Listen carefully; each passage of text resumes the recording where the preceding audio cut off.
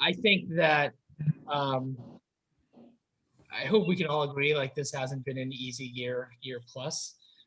Whether it's been with respect to being locked down at home, careers, childcare. We're now moving to the other side, and uh, we went from having our kids with us all the time to we're going to multiple practices every day and going into school and out of school and different times of day. It's been hard. It's been really hard. And it's been no easier as an institution than it's been as individuals. And I just have just so much gratitude and so much appreciation for the staff of our shul and for the clergy. And there's not a single person that I can think of that really feels that they punch a clock when it comes to servicing this community. Having said that, it's been really hard.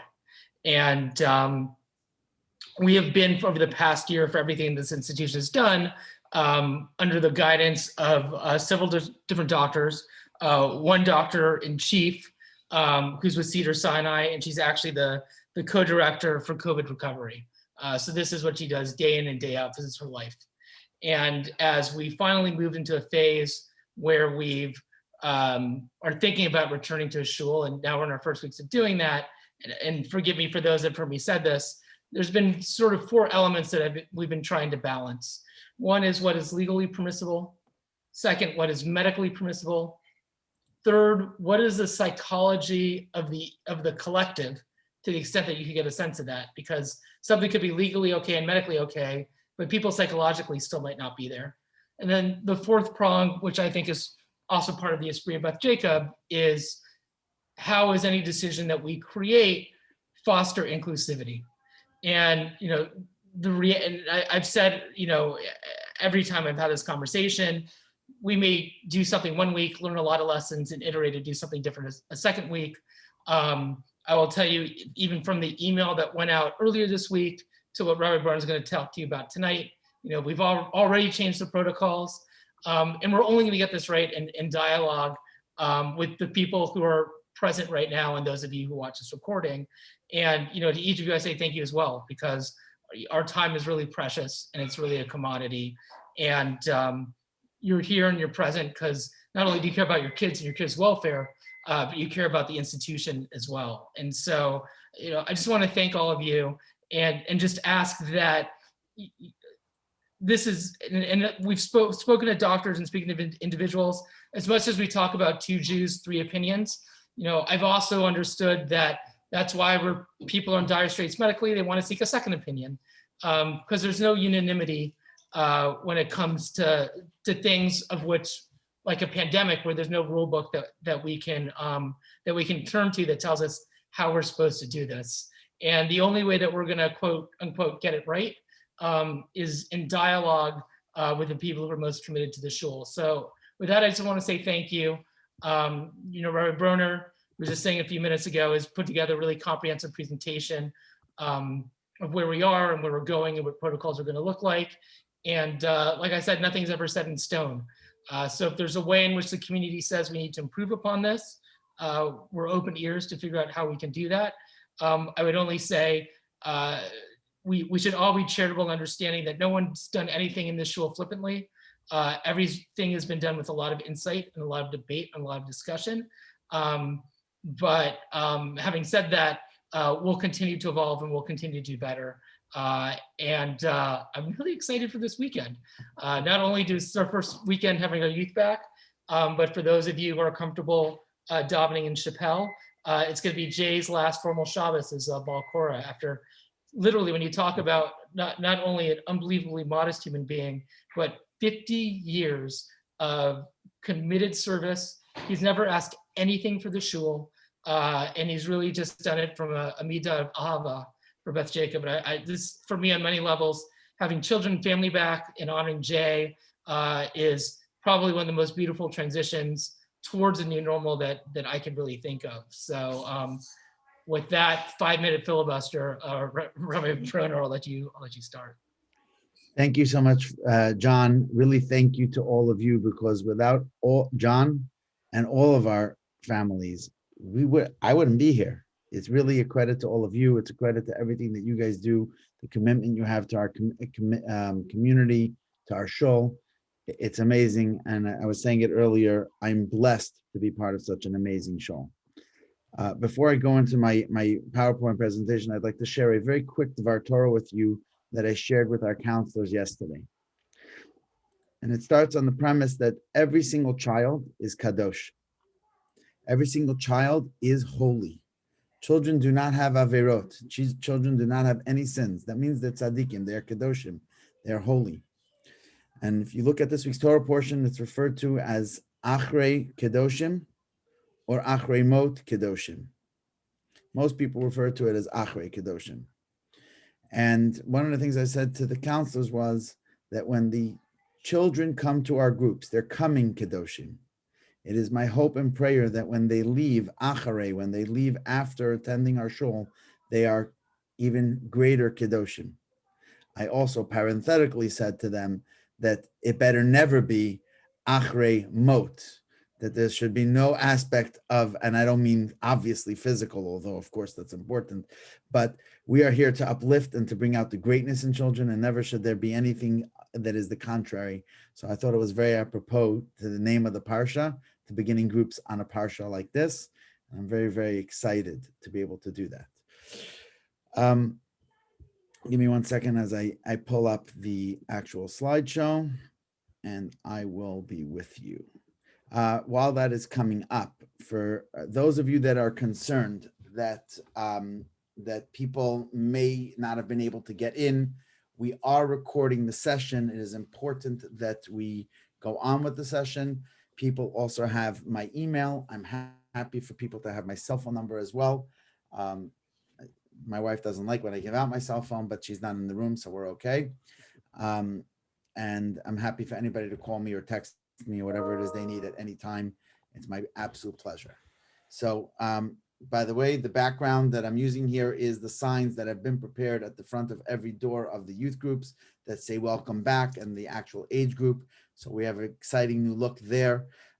Something that's not in the presentation, we have spent, thank God, thousands of dollars to upgrade all of our rooms with the best toys, the best games, age-appropriate things for children to really play and to be stimulated with STEM type of games, building type of games, race cars, dolls, toy food, you name it. These kids are going to have it, and they're going to have a blast with it. And it's going to be amazing on that front. We, thank God, also had PD for our counselors last night. I'll talk about that in a little bit. And we're ready and we're excited. So a few things that we need to know. Again, John really gave us the preface about how we go about these things, but let's start with some of the things we've already put out to you so that we can go over them and make sure we understand them, and be comfortable with them. And of course, if you have questions, please hold them to the end. And then we'll have a Q&A session. Also, just learning style perspective, when I'm actually doing a Zoom, it's hard for me to concentrate on the chat.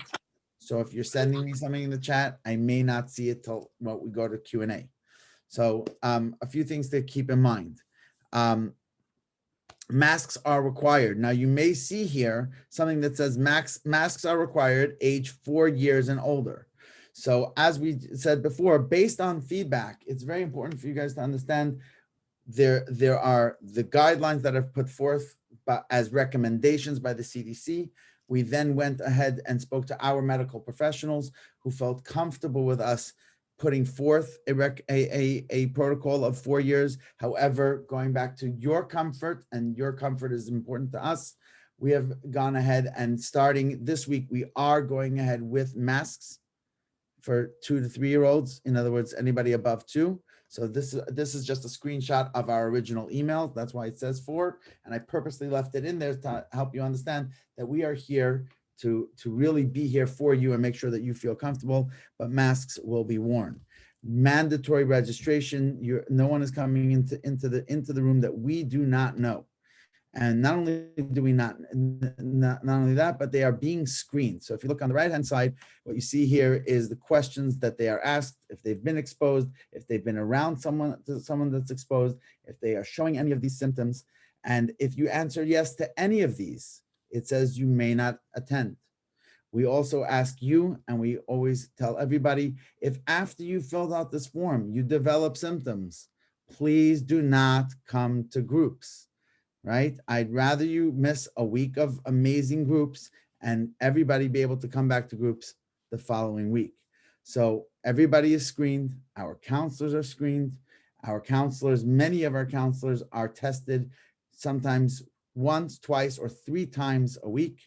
Many of our counselors who are eligible are already vaccinated. So really, our counselors are taking this extremely, extremely seriously. But like I said, everybody has these screening protocols, so nobody's coming in that we don't know what's going on. And it's very clear that you can only come if you're abiding by these protocols. Drop off.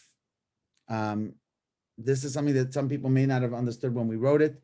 We are not saying that, and this is not certainly not the best Jacob way, that you leave your child at the door and say la vie, we don't care about you. On the contrary, every child is special, every child is important. And last night when we went over our training with our counselors, we talked about them coming outside the room to be able to receive your child and help your child with transitioning. So we are there for you. We're not just kicking you to the curb. That being said, we can't have you in the room due to the ratios and making sure that we keep the room in the safest possible way. We are also, as we go into transitioning, we also have morot that are lined up that will be coming weekly, different morot to help with transition and also lead circle times. This week we have Moratalia. Be'ezrat Hashem, next week we have Moranina. We're going to be using a rotation of morot as well. So that's as far as separation. Food is individually packed so that everything is safe. And when children are eating, they are still eating social distance. The current guideline is 3 feet. Each chair will be set up in a way that they will be separated and be able to eat in that regard. Times are pretty obvious over here. I'm not going to go into all those details, and we'll move on. Again, group leaders are screened. Another big question that people are concerned about is sanitization. Everyone, when they come in, will hand sanitize. The rooms, if anybody knows Robin, she's been there with a toothpick and a toothbrush. There isn't a stitch of anything that's in there, and she does that regularly. Before every group, it will be sanitized. At the end of every group, it will be sanitized so that there's no cross-contamination or things staying there from week to week. Social distancing is observed, individually packed snacks and drinks. Group leaders are prepared to help with acclimation to the group. So these are all the things that we kind of discussed. Some other things that I think is important for us to know just in general that you should know about your staff. Number one, every group member goes through their entire handbook and training, which means safety, security, lockdowns, earthquakes, fire drills, child safety, about what does it mean to have safe touch or not safe touch, being responsible to never be alone in a room, etc. All of these things we go over with them. We also train them in first aid and in stop the bleed. Okay. So those are some things as far as professional development. I think I pretty much covered everything that is on my agenda. And now we are ready for Q&A. So John, would you like to maybe read me some of the questions you've received already before we go to open mic? Yes, sure. I think the only questions I received are the ones, I think you covered all of them. I think there was one question, if you addressed it and I missed it, forgive me, which is the type of mask that So very good. Yes, that was one of the questions was if we would ask the teachers to wear a transparent mask instead of a cloth mask. And in my experience as a teacher and living with a preschool teacher who very much has to do story time and all these types of things, invariably they accomplish more with the cloth mask than with the see-through mask, because the see-through mask does not stay see-through. It fogs up. It's very hot. It makes the counselor uncomfortable. And therefore, the counselor is not going to be the best counselor for your child. So I'd rather have a cloth mask with a little less visibility than have a mask that's really, again, we want the counselors to really be as comfortable around your child as possible so that they can be there for your child. So I think those are all those questions. Right. I'm happy Yep. for, 2 more for you. Let me just, okay, go ahead. sorry. Did you address this sort of, how are you balancing outdoor versus indoor Right. participation by So the children? currently, we're not doing any outdoor activities. We are going to, in the near future, explore using the Silver Terrace for some outdoor activities so that the children get some outdoor playtime. We really erred on the side of caution also as far as spacing in the rooms. We capped the rooms at very small numbers. Most of the rooms right now are sold out, to be honest with you. So we cap them at short amounts so that there's plenty of space between the children. But because of the fact that we use the Jacob's Garden for minyanim, we don't really have the space to do that. So right now we're not going to do outdoor space. Great. And then just the final question is there any way in which we can get, whether it's videos or stills or something that allows the children to be familiar with the faces of the youth leaders prior to attending groups this coming Shabbat? So prior to attending groups this Shabbat, I don't think it's going to be practical to get those kind of videos in. Generally speaking, teens do not like making these type of videos, so it takes a little bit of time to get them. And then when they come in, I have to edit them and make sure that they're properly representing us at Hillel, not TikTok. I mean, not Hillel, at Bet Jacob. I'm used to saying Hillel, sorry. So we have to be careful about that. And I want to do it right. That being said, our counselors are going to be there. They're going to be welcoming. Once we also have our staff fully in place, we're going to actually send out pictures of everybody. But right now we're getting everybody on board and really putting people in the right places and making sure that they are going to still be the right places. It's been a year since they've all been in rooms, and I want to make sure they're doing it right before I go ahead and publish pictures. So that's really where we're at as far as pictures. Great, thank you. Let me just say thank you. I know how like the fantastic amount of work you put into this. So when things look easy, it's because often it's been anything but. So just, just my thanks for everything you put into trying to make this as accommodating as possible to as large a community as possible. It's my pleasure, and I'm happy that we're able to do that. So I have a question here in my chat. I would like to know how 2 to 3 year old group handles children who are potty training. Are there children's potties, or should we bring our child's potty? How often are the kids taken to go to potty? It's a great question. I've never been asked to bring a potty to groups in the 6 years that I'm at Bet Jacob. I'm fine with bringing a potty that we would keep in the bathroom. I wouldn't keep it in the room. Definitely, we take the children to the bathroom when they need to go. In 2 to 3, the counselors are trained to keep asking and make sure. If you have a specific concern for your child, please make sure to let the counselor know when you drop them off. I will reiterate it. I'm not going to say we're perfect. There have been times that our counselors have missed and there have been an accident. That's why it's called an accident. But we have to be on top of our counselors, and I already reiterated it to them, and I will reiterate it again. I understand the concern, and I will make sure that we are ready for you. How many counselors are in each room at a time? The ratio in the younger groups of 0 to 2 and 2 to 3 is roughly 1 to 2 children. That's how good coverage you have. As we get a little bit older, we have probably in 4 to 6, it's 1 to 5. And in it's about 1 to 5, 1 to 7 as you get a little older. That's ratios.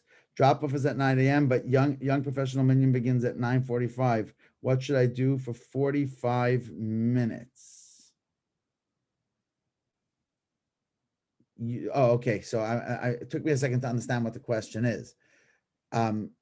No, drop off is not specifically at 9 a.m.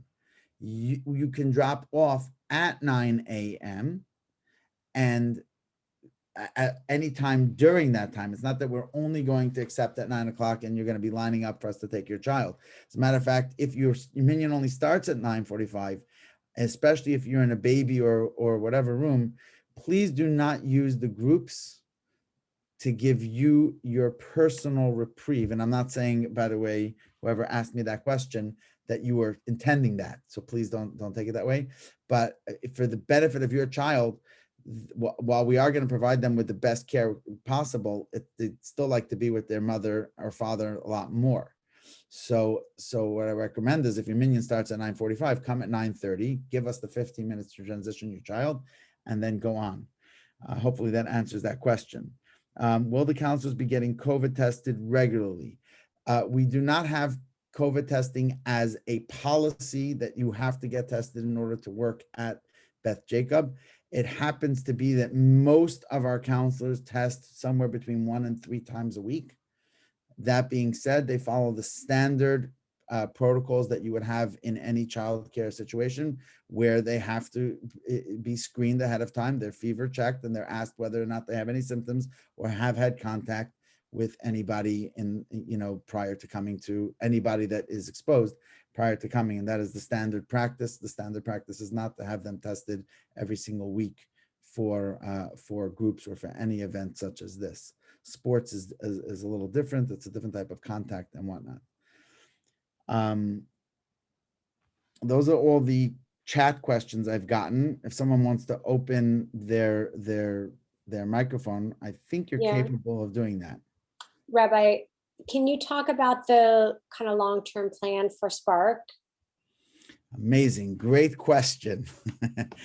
We Baruch Hashem, and John is a witness to this, that for the last year I've been saying that while COVID has brought tremendous strains to our lives, it has brought tremendous brachot and blessings to our life. And one of the things that I found that it has really brought to us is the concept of being able to daven with your child. And our community has told us very clearly that they are in favor of this and they want to see it continue. So the plan at this time is to continue Spark, and you will have a place to daven with your child. What I would say is if you're going to Spark, you don't really need to go to groups because you have Spark. Yeah. So that's what that's there for. As a matter of fact, Spark doesn't really match up exactly with groups, kind of on purpose a little bit, because if you're going to Spark, you're not really going to groups. Mm-hmm. Okay, I mean, that's excellent news. We're excited about that. But isn't there going to be a tension between the shuls needing to use the outdoor space at some point? So I'll let John talk to that. Okay. Sure. At some point, at the point when we're all able to be indoors again, the current thing is that we're going to move Spark to Ives Youth Lounge. I think until we're at the point in time where we feel comfortable as a community to move parent and child indoors, we're going to continue to use Jacob's Garden as an outdoor venue for Spark. Great. Well, if there's anything that we can do to help with it or foster, please let us know. Thank you. Actually, thank you for that. And I actually say, one of the bright spots of this past year is how many parents have discovered how enjoyable it is to get to have a form of tefillah that's actually geared for children and be in partnership with their children. And there have been more than just a couple of families that have been enthusiastic about that. And I've actually asked Elliot Berg to form a committee because he's really raised his hand. So if you're okay, I'll just let Elliot know that you're thank you. He's been really doing it as a lens as a recruitment tool, but if it resonates with you, I'll just have him reach out and get in touch. Thank you. Perfect. Great. Thanks, Sarah. I have a question from Donnie me Schwartz over here. Okay, go ahead. He wants to know how have the counselors been trained for, what did you say, a cold or like a runny nose? And what will they do? How have they been trained to handle that? And like, what will they do with the rest of the class? And what does that look like? Well, again, any symptoms, we're asking that they do not come. Right. So your question is during it. Like, let's say they see a kid with a runny nose, right? Like, what's the, So the protocol would be that they'll speak to me and I'll speak to the parent. okay. And That's the protocol. and the rest of the class stays in that classroom, or? Yeah, it's 9 out of 10 times it's actually a cold. So yeah, unless you find out, remember, you're registered. Remember, you're registered. That means if they tell us, hey, we've tested and the child has COVID, then we can let you know that your child has been exposed. That is the reason for registration. Mm. Right? That is the purpose of registration. When you are exposed to a cold, it doesn't mean that now you have something, or et cetera, et cetera. The idea is, okay, we know about it. We remove the situation. You're fine. Everybody else doesn't have to go quarantine and whatnot. So that's the standard protocol. For example, if right before Pesach, I had a student that tested positive in my class. My class was closed down because we were all exposed, not to a cold, but we were exposed to a child who tested positive. No one else actually ended up testing positive, just parenthetically. And then, but it was a precaution because we know, okay, this kid is in the class. We notify these children and their parents. By the way, by protocol, their parents do not need to quarantine. The children don't need to quarantine. They just can't come to school, right? And that's the way we go about it. Which actually is a good segue for me, because someone asked me, unless counselor is fully vaccinated, why is it not a requirement that they get tested on at least weekly? Standard, I'm in the classroom every single day. Can you imagine if every week I was going to get tested? It's not something that is required. It's not something that's necessary. If they are exhibiting symptoms, they're not coming to work. If they've come in contact with someone that is exhibiting symptoms and is confirmed, they're not coming to work. So we're not going to have them test unless there's a reason to have them test. There's different regulations, as I said, when it comes to team sports. It's a much different type of contact. It's a much different type of engagement with one another. If any of my counselors are having that kind of contact with your child, let me know. They won't be working for us anymore.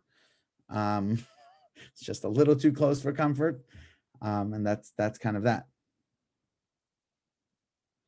I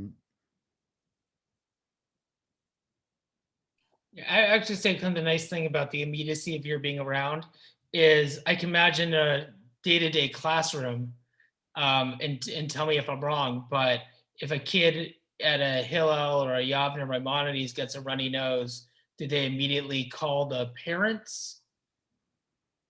So they finish. No, I mean, they'll reach out. They'll reach out to the parent and ask, does your child have allergies? Got it. I mean, there's a context by which we check these things. It's not, I don't know if you ever saw that when COVID first came out, that French little short video where the person sneezed and everybody pulls out a gun and shoots him.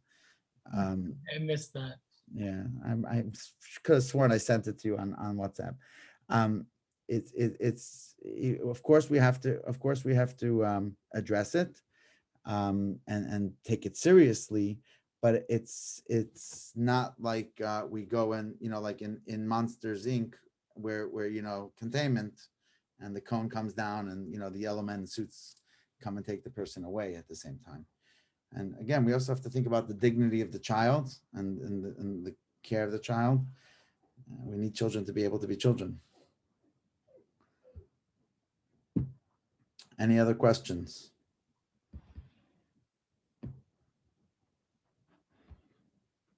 Okay.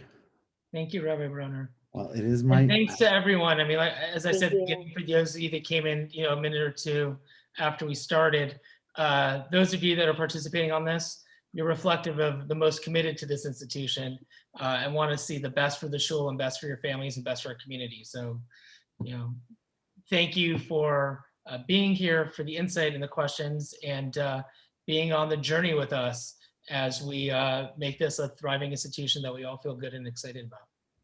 Can I just ask one more thing, a follow-up question to something that was already answered?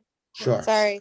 The teachers not being required to get tested once a week, it is common practice among most schools that are open right now. So I don't know if it's like an unreasonable requirement to ask of. However, I mean, it's just, I think it would also ease a lot of parents' concerns because I think a lot of their kids have been home from school, and like one of the conditions of going back to school is that teachers are tested at least once a week for COVID. So just to make that transition easier, I don't know if it's something that you guys have ever considered or thought about or talked I'm about. happy to explore it with our medical team. Certainly for, I understand like the risk of a child contracting it is pretty low, but just to address, I think a lot of parents' concerns. Sorry, I didn't mean to interrupt you. Correct me if I'm No, wrong, not we're at all. doing that at Hillel, are we? we don't.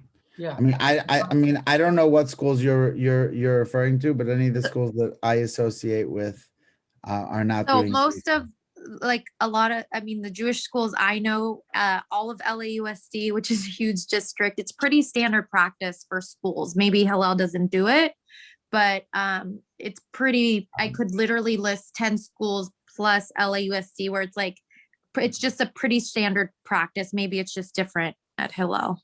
I just want to chime in. My kids have been at Maimonides since the beginning of the year. And I would say probably the modern Orthodox schools have the best track record of keeping kids in school in a safe way for a much longer period of time. And I don't believe their protocol is weekly testing of their teachers, versus LAUSD has just initiated return to school and this testing maybe protocol of every week. So I don't think they have the track record and the data yet to justify their new protocols. If we're gonna, cite any data, I would posit that you might reference the Jewish schools that have had a track record of at least, what's it, September, how many months is that? 8 months now of data. And that has not been their protocol. I think their protocol instead is, very strict, procedures in place, similar to what, that you're doing now with sign up and, as minimal, social distancing and masking and, contactless as much as possible and, fastidious hand sanitizing and all that. But the idea of asymptomatically testing, every 7 days, I don't know if there's much.